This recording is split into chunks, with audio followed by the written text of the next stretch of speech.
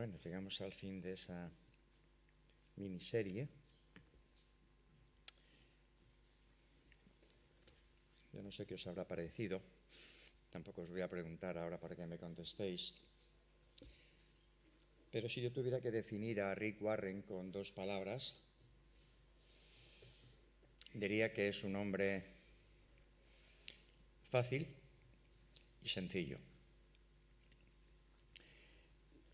Fácil porque tiene un pensamiento, aunque profundo, muy cómodo de comunicar. No es nada complicado. Y he encontrado algunos autores, incluso creyentes, cuyos libros he empezado a leer y he tenido que dejar de leer, porque no sigo su pensamiento. Pero no ocurre así con Rick Warren. Rick Warren es una persona muy fácil, muy cómoda de escuchar y muy sencillo. Pues como la mayoría de nosotros, ¿no? Que somos gente sencilla, del vulgo y sin letras, como dirían de los apóstoles, pero transformados por el poder del Señor. Y esa gente del vulgo y sin letras es capaz de hacer grandes cosas en nombre de Dios.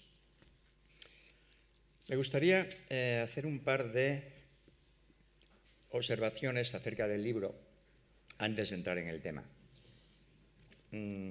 La primera de ellas tiene que ver con las versiones que el autor ha utilizado. Yo no sé si vosotros al leer el libro aparece en letra cursiva siempre el texto bíblico, ¿vale? Y después del texto aparece un número. Bueno, al leer algunos de esos textos, yo me he sentido un poco extraño, porque algunos me resultaban muy cómodos de entender y otros no. Yo no sé si ha sido vuestra experiencia. Pero claro, eso tiene su explicación. Al final, en la penúltima página, el autor está mencionando 7 versiones en las que él se ha basado para escribir esos textos. Y uno dirá, ¿y por qué 7 y no 1 o 2? Bueno, yo entiendo que lo ha hecho porque ha utilizado la versión cuya traducción más se amolda al sentido de lo que él quiere transmitir, por un lado. Por otro lado, es un libro que ha sido impreso, como vemos ahí en la segunda página, en Miami, Florida, en los Estados Unidos de América. Y entiendo que ha sido impreso para todo el mundo de habla hispana, para los españoles, para la gente que en Estados Unidos habla español y para el pueblo sudamericano. Y entre todos esos pueblos circulan diferentes versiones. A nosotros estamos aquí más familiarizados con unas que con otras. Por ejemplo, con la versión Dios habla hoy, sí. Con la nueva versión internacional también, con la versión Reina Valera del 60 también, con la Biblia de las Américas también, pero hay 3 versiones, la BAT, Biblia al día, otra versión, Biblia en lenguaje sencillo, y otra versión, paráfrasis de diferentes versiones bíblicas que no son tan comunes a nosotros. Entonces, digo esto porque a mí algunos versículos me ha costado identificarlos.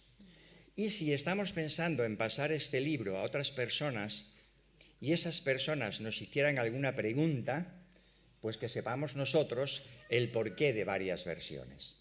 Y si no tenemos o tenemos alguna duda, pues nos informamos para poder asegurar la respuesta. Y la otra cosa que quería comentar es que después de esos textos aparece un número. Y ese número, al final, se localiza en una tabla que hay, donde aparecen los números del 1 al 97.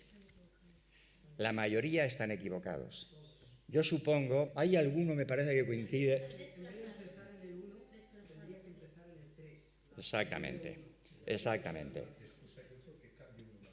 Y luego hay algunos que el texto es 3 números atrás. Bueno, ¿por qué comento esto? No para sacarle peros al libro, pero si pensamos utilizar esto como herramienta para que otros lo usen y esas personas tienen una Biblia, a lo mejor leen la cita en su Biblia y no les coincide.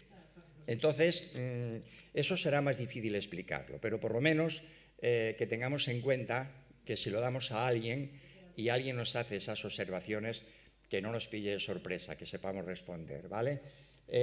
Aparte de eso, agradezco sinceramente, no conozco al querido hermano Rick Warren, pero agradezco sinceramente sus trabajos en diferentes libros, y este es un mini libro escrito con mucho tino, con mucho acierto. Sin duda ha sido de bendición para muchos y espero que lo siga siendo para otros. Dicho esto, entramos en el tema. Durante 6 jueves yo no he asistido a todos, lo siento, pido disculpas porque en algunas ocasiones queriendo no he podido estar, pero me he perdido lo que algunos hermanos han comentado, pero no me he perdido el contenido del libro y espero que vosotros tampoco. Bien, hemos visto durante 6 jueves diferentes aspectos que configuran nuestra existencia y también nuestra razón del por qué estamos aquí en la Tierra. Una pregunta que se han hecho miles de personas a través de los siglos. Rick Warren, en este librito que hemos estado estudiando, ha ido contestando a esta pregunta mediante por lo menos 6 argumentos que él ha ido desarrollando, 7 argumentos que él ha ido desarrollando con cierto detalle, a la vez que con bastante claridad, y siempre a la luz de lo que la Biblia dice. Es importante que cualquier libro que leamos, el autor puede ser muy fiable, su comentario puede ser muy jugoso, pero lo que más nos interesa es que lo que está diciendo se corresponda con lo que la Biblia dice. Si no, el autor no me sirve de nada, ¿vale?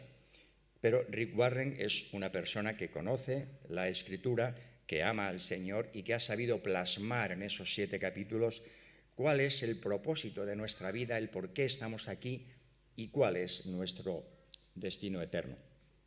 Yo no voy a hacer referencia, salvo a enumerar los capítulos anteriores, porque no es mi tema, pero creo que debo hacerlo para llegar a finalizar. El primer tema era todo comienza con Dios. Y una frase de ese contenido con la que me quedo es esa: Dios pensó en ti mucho antes que tú en Él. Por lo tanto, no todo comienza contigo, sino todo comienza con Dios, ¿vale? Antes de que tú tuvieras uso de razón, antes de que tú pensaras en tu propia existencia, Dios ya había pensado en ti, desde antes de la fundación del mundo. No me preguntes que te lo explique porque no te lo puedo explicar. El segundo capítulo llevaba por tema no eres un accidente, y es que recojo una frase también de ese capítulo: Dios pensó en ti antes de crear el mundo. No es que creó el mundo y luego dijo, ¿y ahora qué hacemos? Habrá que llenarlo con algo para que cuide de esta creación, y voy a crear a esta piltrafilla humana para que, a ver si en la medida de lo posible me dignifica. No. Pues había pensado en ti antes de la fundación del mundo. El pensamiento es interesante, que ya se desarrolló en su momento. ¿Qué es lo que impulsa? ¿Qué es lo que guía tu vida? ¿Cuáles son tus objetivos, tus metas? Bueno, la Biblia nos dice que todo fue creado por medio de Él y para Él. Tu vida es para Él, quieras o no reconocerlo. La creación es para Él, todo proclama su gloria. Nada tiene sentido al margen de Dios.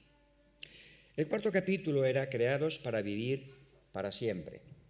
Y entre los muchos textos encontramos a ese texto en Eclesiastés, que Dios puso eternidad en el corazón del hombre.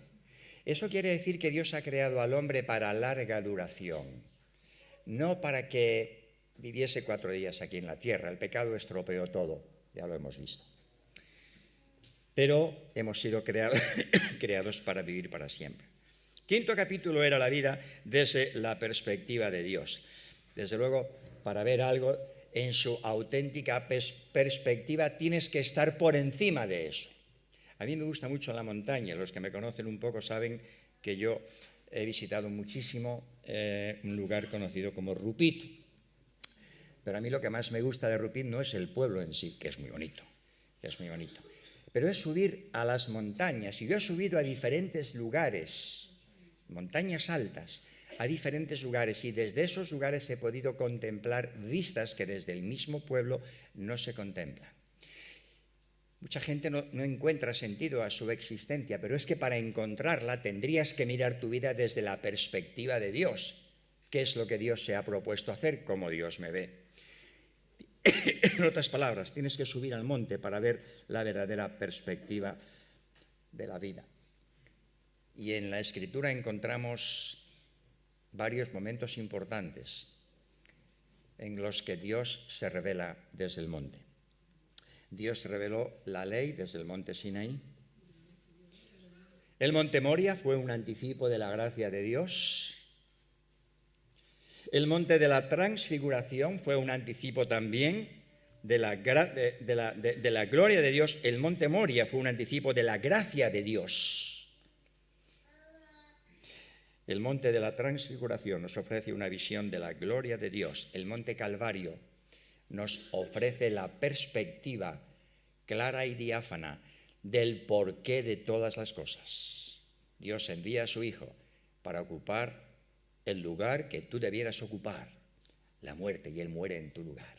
Así que si quieres ver la vida en su auténtica perspectiva, tendrás que subir al monte, a esos diferentes montes. Y el último capítulo, el sexto, la vida es una asignación temporal.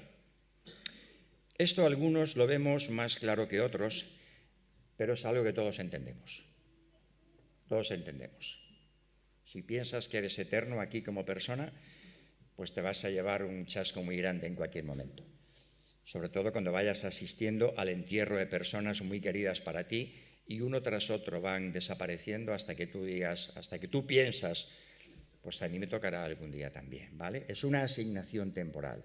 Y el último punto, el porqué de todo esto. ¿Por qué?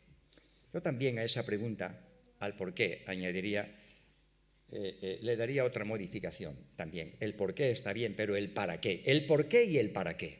El porqué y el para qué. El objetivo, desde luego, lo mejor sería leer el librito, porque no tiene desperdicio lo que Rick Warren escribe ahí, pero yo voy a resumir un poco lo que él dice, ¿vale? El objetivo final del universo es mostrar la gloria de Dios, porque la gloria de Dios es el porqué de la existencia de todo.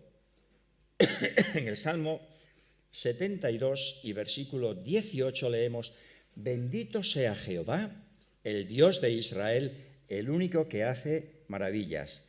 Bendito sea su nombre, glorioso para siempre, y toda la tierra sea llena de su gloria. Amén y amén. Eso es palabra de Dios. Es mejor no añadir nada.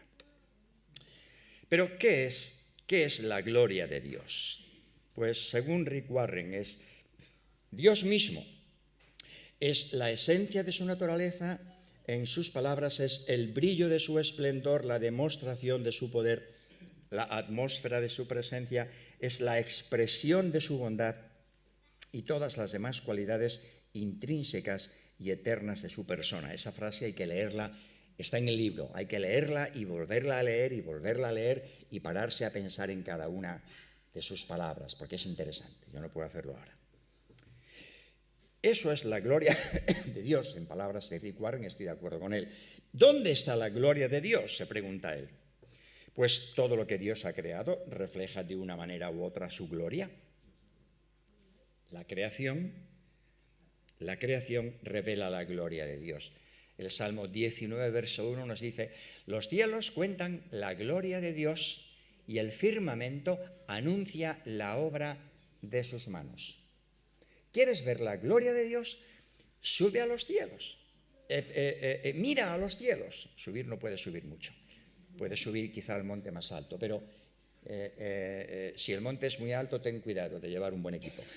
Mira a los cielos. Yo os puedo decir que he contemplado la gloria de Dios en esas excursiones que he hecho durante muchos años, muchas de ellas solo, a lugares muy encumbrados de la cordillera de Colsacabra, que está por allí cerca, rodeando Rupit. He visto la gloria de Dios desde esos lugares. A través de la historia, Dios ha revelado su gloria a personas en diferentes circunstancias. En la Biblia vemos que Dios reveló su gloria en el Edén, cuando el hombre fue creado y la mujer, y contemplaron lo que vieron sus ojos. Bueno, nos dice la Escritura, el escritor sagrado, hablando de la creación de Dios, que después de crear todo, Dios dijo: he aquí que esto es bueno en gran manera. En gran manera. Pero esa frase, dicha por nosotros, se queda muy corta para expresar todo lo que ven nuestros ojos. A mí me ocurre una cosa un poco extraña cuando subo allí a esos montes de Rupit.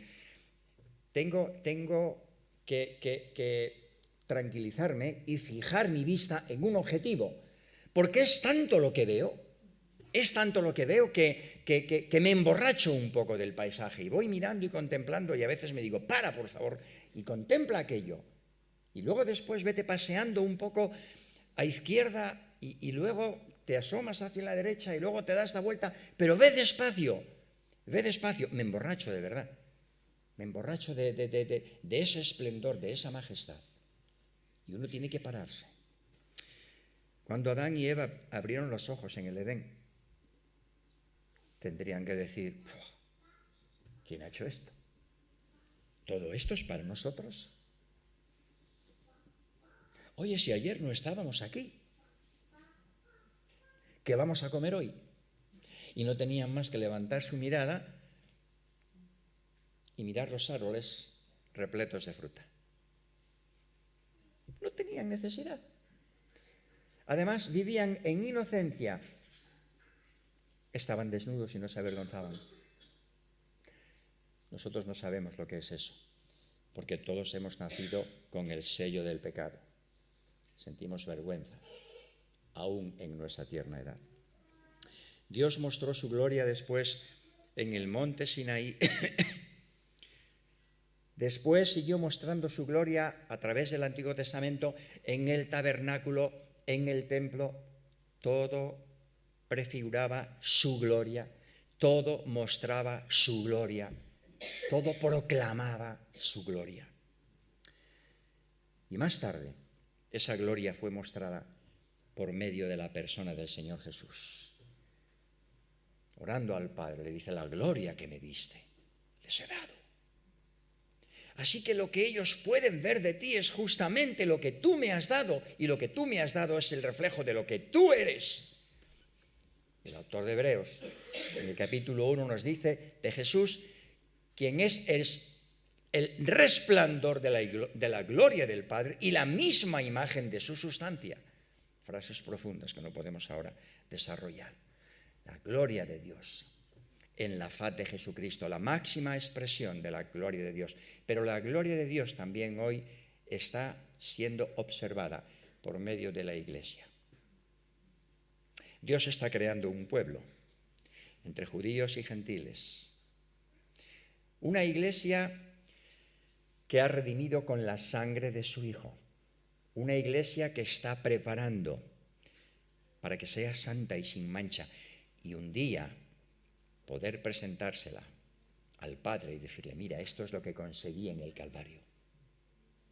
Y la pregunta que debiéramos hacernos sería: ¿estoy yo, como miembro del cuerpo de Cristo, como parte de esa Iglesia, reflejando la gloria de Cristo? La gloria es, por lo tanto, el objetivo final del universo y de nuestras vidas. Ahora, ¿cómo yo puedo cómo yo puedo dar gloria a Dios? Se pregunta Rick Warren en su libro. ¿Cómo yo puedo dar gloria a Dios? Y él va a mencionarnos 5 medios. Yo voy a ser muy breve en ellos. 5 medios o 5 maneras por las cuales yo puedo dar gloria a Dios. Jesús oró al Padre en Juan capítulo 17, versículo 4, en estos términos: yo te he glorificado en la tierra, he acabado la obra que me diste que hiciese. Es decir, Jesús honró al Padre cumpliendo el propósito para el cual había venido a este mundo, ser nuestro Salvador, nuestro Redentor, llegando a la cruz y muriendo en lugar del pecador. El Padre se vio honrado por el Hijo, por la obediencia del Hijo. ¿Quién fue? Filipenses capítulo 2, obediente hasta la muerte y muerte de cruz.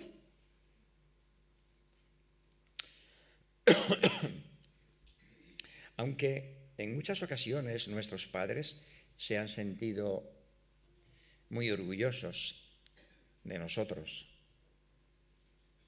en otras ocasiones se han sentido muy defraudados, ¿no?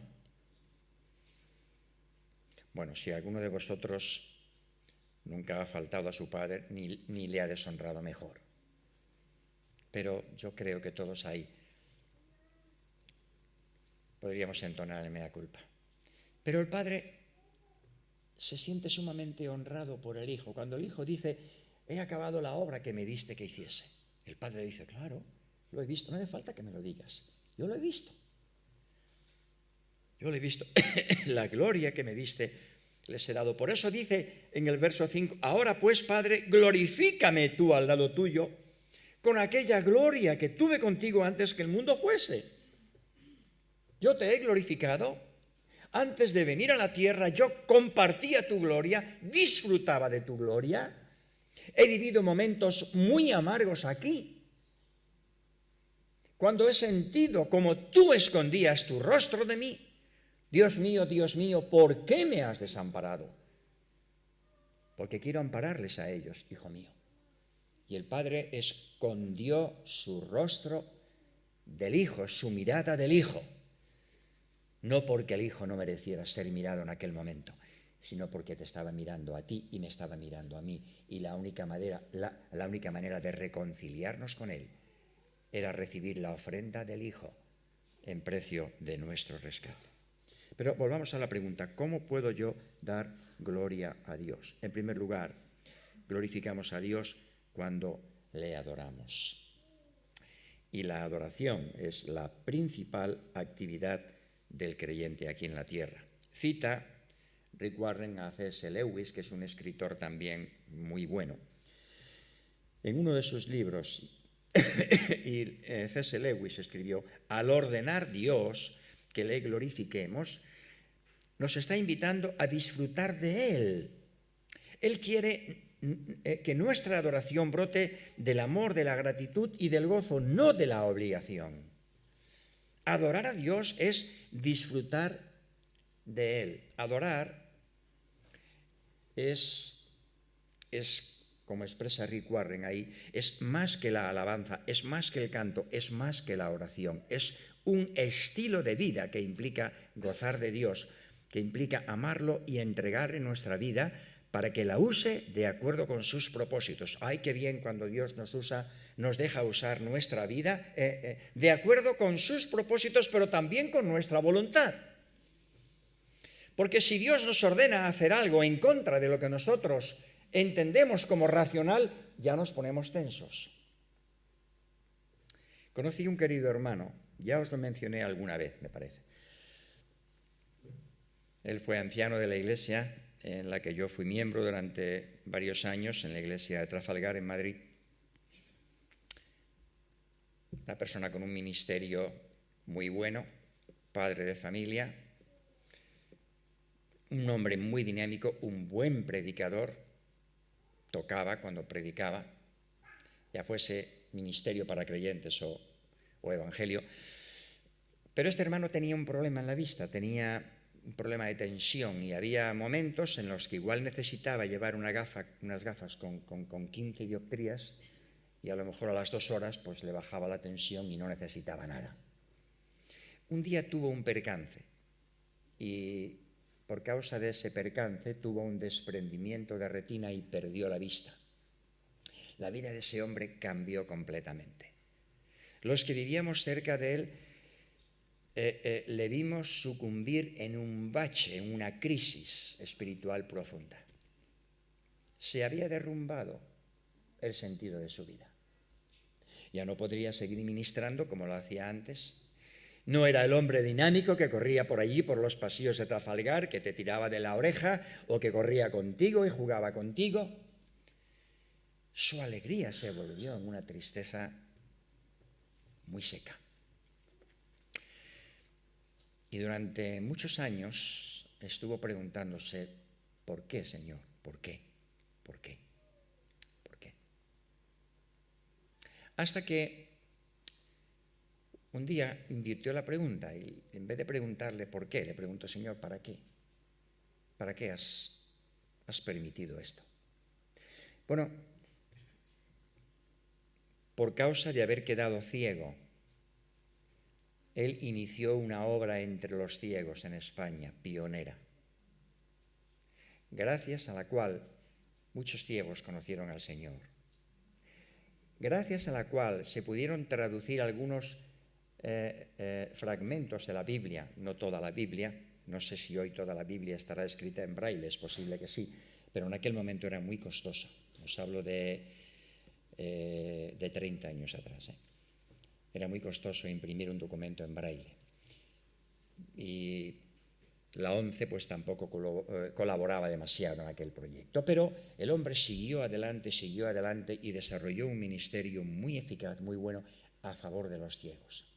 Dios cambió el sentido de su vida y en lugar de dar gloria a Dios de la manera en que lo estaba haciendo hasta aquel momento, Dios paró aquello y le dijo, ahora me vas a glorificar de otra manera, pero tienes que cambiar el chip. ¿Estás preparado por si Dios hace un corte en tu vida y te manda a hacer una cosa distinta a la que estás haciendo? Glorificamos a Dios, en segundo lugar, cuando amamos a nuestros hermanos. Y amar a nuestros hermanos es convivir con ellos en una estrecha relación espiritual. Únenos, Señor, con tu espíritu de amor, cantábamos. Lo creemos, ¿verdad? Sí. Si no lo creyéramos, no tiene sentido que estemos aquí. Pero además era el propósito del Señor Jesús en aquella oración, Juan capítulo 17, que sean uno como nosotros somos uno. La gloria que me diste les he dado. ¿Qué es esa gloria? ¿Qué es esa gloria que yo quiero ver en ellos? La gloria de una perfecta unidad. Así como tú y yo somos uno, que ellos sean uno en nosotros, oh Padre. Esa es la gloria que Cristo quiere ver. ¿Cuánto nos cuesta vivir esa gloria? ¿Cuánto nos cuesta amar a aquellos con quienes no nos llevamos tan bien, con quienes hemos tenido alguna enganchada que otra, con quienes no nos entendemos demasiado bien? ¿Cuánto nos cuesta? Pero glorificamos a Dios cuando estamos amando a nuestros hermanos. Porque al convertirnos a Cristo formamos parte de la familia de Dios, entras en una nueva filiación. Dios te ha puesto en esa familia y en esa familia como en la tuya hay de todo. Hay de todo. Efesios capítulo 2, verso 19, nos recuerda el apóstol Pablo, así que ya no sois extranjeros ni advenedizos, sino conciudadanos de los santos y miembros de la familia de Dios. Es un privilegio pertenecer a esa familia. Y no mires tanto lo que le falta al hermano, sino mira lo que tú le puedes dar a ese hermano y piensa también en lo que Dios te ha dado tantas y tantas veces a través de ese hermano, de quien a lo mejor no esperabas mucho, pero cuya vida te ha enriquecido enormemente. Porque Dios no te ha dado todos los dones, ¿sabes? Y el apóstol Pablo en Efesios también está orando, creo que es en el capítulo 2, sí, creo que es el capítulo 2, en su segunda gran oración, para que seamos capaces de comprender cuáles son las riquezas de la gloria de su herencia en los santos. Las riquezas de la gloria de la herencia de Dios han sido depositadas en los santos, en cada uno de ellos. Así que cada hermano tuyo tiene riqueza de Dios. Y si quieres disfrutar de esa riqueza, tendrás que vivir en comunión con Él. Y si no, te la pierdes. En tercer lugar, glorificamos a Dios cuando nos asemejamos más a Cristo. Cuando asistimos al nacimiento de un bebé, es muy típica esa frase: ¡guau! ¿Cómo se parece a los padres? Al padre o a la madre. A veces lo decimos por puro compromiso, porque no se parece a nadie. Pero bueno, a veces sí. ¿Cómo se parece a este o al otro? Normalmente a los padres. ¿Nos parecemos nosotros a nuestro Padre Celestial? ¿Nos parecemos nosotros a su Hijo? ¿Vivimos el carácter de su Hijo nosotros? Acabo de compartir con vosotros una serie sobre el fruto del Espíritu. ¿Reflejamos en nuestra vida algo del fruto del Espíritu? Del amor, del gozo, de la paz, de la paciencia, la benignidad, la bondad, la fidelidad, la mansedumbre, la templanza. ¿En alguna medida vivimos eso? Porque si vivimos eso nos parecemos a Cristo. Pero el objetivo final de nuestra vida aquí es que nos parezcamos cada vez más a Él. Es lo que Pablo está diciendo a los Romanos, capítulo 8, verso 29. Porque a los que antes conoció también los predestinó para que fuesen hechos conformes a la imagen de su Hijo. En otras palabras, para que se parezcan a Él.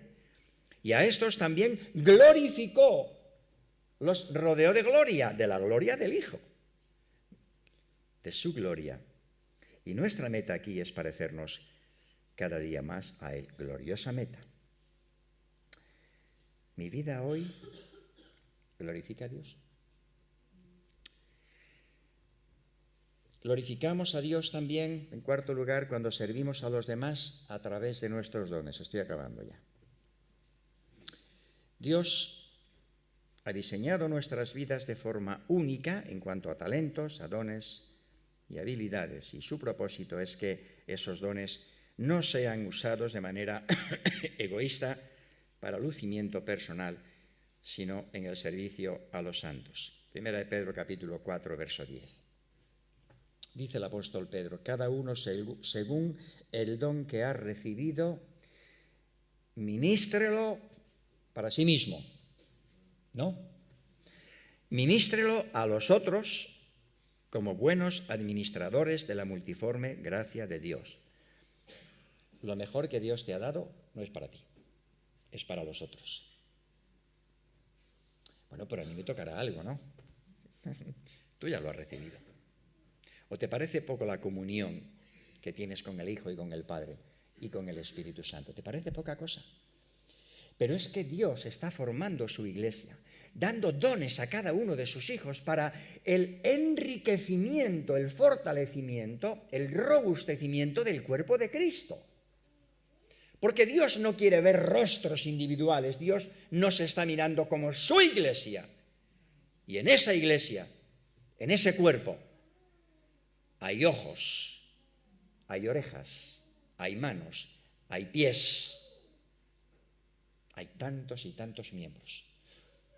Unos más vistosos, otros menos vistosos, pero todos necesarios. Si alguno habla, dice el apóstol Pedro, hable conforme a las palabras de Dios. Si alguno ministra, ministre conforme al poder que Dios da, para que en todo sea Dios glorificado por Jesucristo, a quien pertenecen la gloria y el imperio por los siglos de los siglos. Amén. Y voy al último punto. Glorificamos a Dios cuando testificamos de Él a los demás. Usando los medios que Dios te ha dado, con tus dones, con tu ejemplo, con tus palabras, con tu estilo de vida. Y esto es lo que Cristo está esperando de nosotros. De hecho, en aquella preciosa oración de Juan capítulo 17, en el verso 20, Cristo le dice al Padre: mas no ruego solamente de estos, sino en los que han de creer por la palabra de ellos. Y eso está implicando que tú tienes que testificar. Porque si otros han de creer por tu palabra, ese Cristo está contando contigo y conmigo.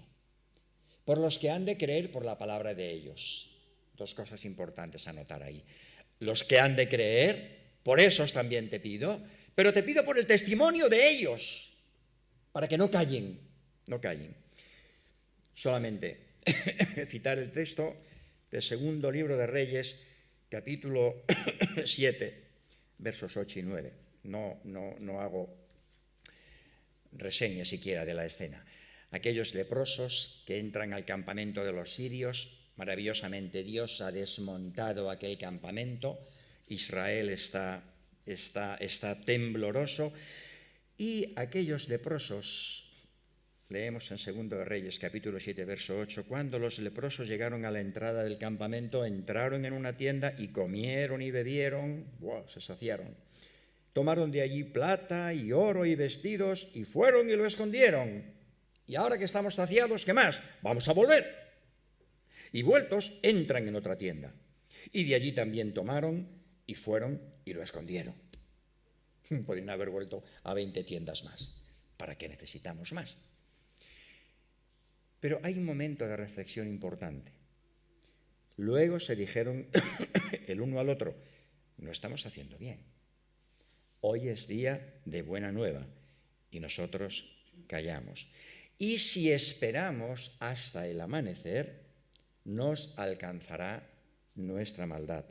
Vamos pues ahora, entremos y demos la nueva en la casa del rey. No estamos haciendo bien. Bueno, pero yo ya de vez en cuando testifico. Bueno, usa los dones que Dios te ha dado. Dios no te va a pedir que uses lo que no tienes, pero glorificamos a Dios cuando estamos dándole a conocer a otros. Y alguien dirá, bueno, a mí es que me cuesta mucho mantener una conversación. Romper la barrera con una persona y mantener una conversación me cuesta mucho. Bueno, vale, hay medios para ello. Pero a lo mejor, si vives en santidad, estás llamando la atención de esa persona. Y no vas a ser tú el que tenga necesidad de decirle a ella algo, sino ella que te pregunte, oye, ¿por qué no te comportas como nosotros en esto y en esto y en eso? Veo algo en ti diferente. Yo normalmente cada día visto de sport y los domingos me arreglo. Y cuando voy a comprar el pan lo compro siempre en la misma panadería. Y una de las dependientes me dice, hay algo que no me cuadra en usted. Los días de cada día viene usted muy de sport y los domingos, que es el día en el que la gente se quita el traje y se relaja y se pone en pantalón corto y va a hacer footing, usted viene de punta en blanco. Bueno, yo le dije, es que vengo de la iglesia y yo cuando voy a encontrarme con el Señor, quiero ir con la mejor vestimenta que tengo. Ah, yo también soy creyente, me dijo. Sorpresa. Y aquello pues inició una conversación. Hay diferentes maneras en las que puedes entablar una conversación con otro, pero usa los dones que Dios te da. Bueno, yo me enrollaría más, porque la verdad es que el tema da para mucho más, pero agradezco sinceramente al Señor y a nuestro hermano. Espero que el Señor le haga llegar a nuestro hermano nuestra sincera gratitud por lo que hemos recibido de él, y yo espero que ese libro, así como ha sido de bendición para nosotros en este tiempo, también lo sea para otros. Bueno, pues estas lecciones que hemos estado aprendiendo durante estos días son para nosotros, ¿vale? Así que a ponerlas en marcha nos toca. Que el Señor nos bendiga.